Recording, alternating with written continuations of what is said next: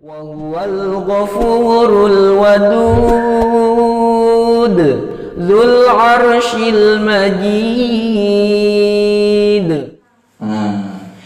Jadi kenapa ini disebut Ibnu Hajar? Anaknya Batu gitu. Anak laki-lakinya Batu. Nah, kenapa? Kalian pernah dengar yang apa namanya itu nama pena? Nama pena tahu? Nama sebutan kayak misalkan sang apa gitu ya. Nah ya, sang penakluk sih. Terus apalagi itu pokoknya nama-nama sebutan. Nah, jadi Ibnu Hajar itu nama sebutannya beliau. Nama sebutannya, nama aslinya itu Ahmad bin Ali bin Muhammad bin Kinani bin Al-Asqalan. Nah, jadi namanya adalah Ahmad. Nah, nama sebutannya itu Ibnu Hajar. Nah, Kenapa beliau itu setiap menulis kitab, setiap membuat kitab pasti pakai nama Ibnu Hajar, gak pakai nama Ahmad. Nah, karena di sini beliau itu tuh pengen ngasih apa?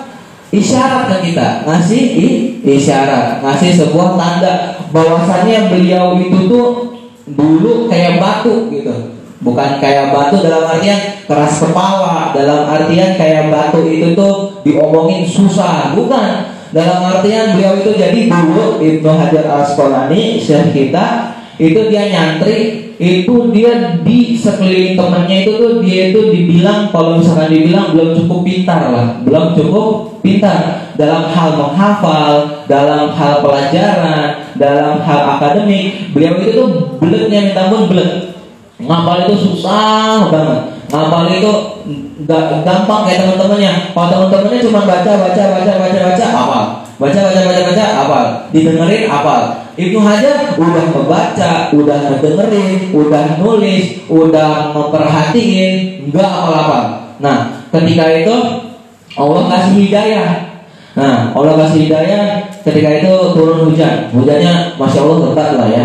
Masya Allah lebat banget. Nah, beliau akhirnya berkeputusan untuk meneduh di sebuah gua. Nah, di sebuah gua nih. Nah, beliau neduh di sebuah gua. Terus beliau itu tuh ngedenger suara bunyi cek tek tek tek. Nah, gitu. Pokoknya suara rintikan air hujan, cek cek cek gitu kan. Nah, terus beliau ngedatangin ke suara. Mana itu suara ya gitu kan.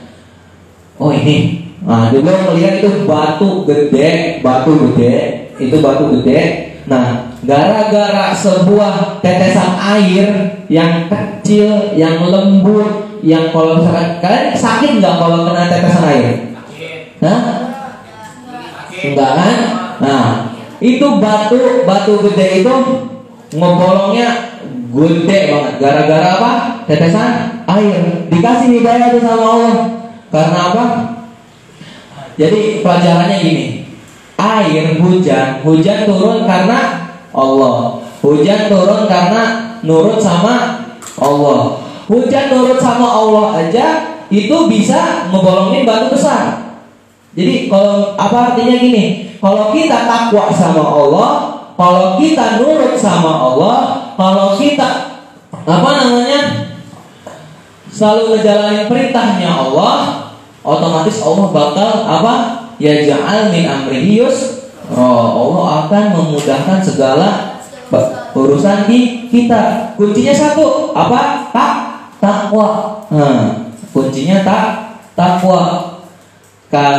Seperti yang telah difirman Allah tuh di surat Al-Baqarah ayat 200 berapa itu ya? 282. Wattaqullaha yu'allimukum. Bertakwalah kepada Allah, takutlah kepada Allah. Allah akan mengajari kalian gitu. Allah akan mengajari kalian. Jadi takwa itu tuh bukan memunculkan Allah bakal sayang sama kita doang, bukan. Takwa itu bisa memunculkan kesuksesan kita di dunia dan akhirat, kebahagiaan kita di dunia dan akhirat, dan pengetahuan yang luas. Itu kita kalau kita bertakwa. Dan itu Ibnu Hajar Al-Asqalani tanya ke gurunya, Dia cerita tuh, ya kiai gitu kan, saya tadi ke gua gara-gara hujan, neduh tuh ya. Terus tiba-tiba saya nggak dengar suara rentetan hujan gitu. Terus tiba-tiba batu yang besar yang masya Allah besar itu bolong gitu, bolong. Nah, habis bolong, saya mikir, oh mungkin karena dia sabar, karena dia air ini istiqomah, karena air ini nurut sama perintahnya Allah untuk turun ke bumi. Jadi saya mikir, saya yang belum ngapalnya. Jadi Ibnu Hajar itu diibaratin sama kayak Ibnu Hajar. Nah, makanya dinamai Ibnu Hajar karena Syekh Ahmad ini melihat batu yang besar yang dibolongi air, makanya disebut Ibnu Hajar. Nah, jadi ceritanya gitu. Terus kata kiainya apa? Nah, mau saya kasih tahu apa kuncinya kamu pengen ngafal cepet, pengen belajar cepet, pengen banget tuh kata Ibnu Hajar Asqalani. Terus kata Ibnu Hajar Asqalani apa? Saya dulu pernah kayak kamu. Saya dulu pernah susah ngafal. Nah, orang-orang besar juga dulu pernah susah ngafal. Ulama-ulama juga dulu pernah punya cerita-cerita yang menyedihkan, kayak misalkan susah ngafal kayak tadi. Nah, kuncinya satu, kamu takwa sama Allah, kamu nurut sama Allah, kamu jalanin perintahnya Allah. Insya Allah Allah akan memudahkan kamu dalam segala hal gitu. Oh gitu.